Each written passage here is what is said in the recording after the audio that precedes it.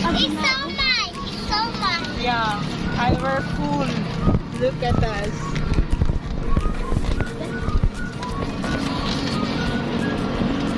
Punta kami sa dagat. Nandito ni Mama. Tapos nandito ni Kuya.